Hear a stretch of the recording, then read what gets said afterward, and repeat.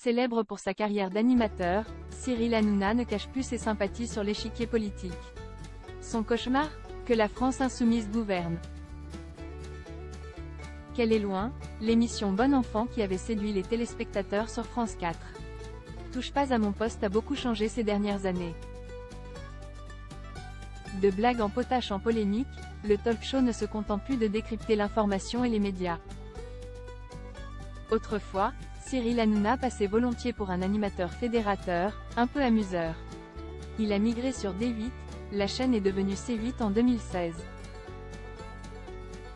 Et si TPMP s'impose sans difficulté saison après saison, les faits divers et la politique y occupent désormais une place centrale.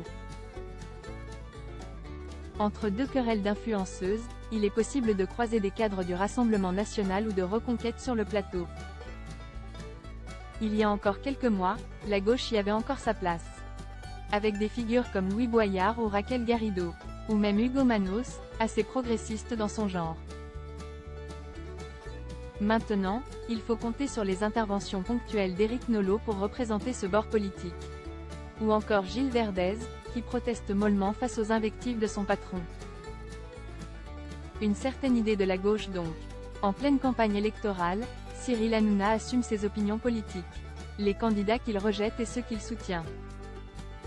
Il est vrai qu'en 2024, la neutralité devient un concept lointain sur le petit écran. Mais ce 12 juin, le trublion de C8, parfois surnommé Baba, surtout par lui-même, a fait une promesse qui a retenu l'attention du public. Cyril Hanouna, bientôt en exil?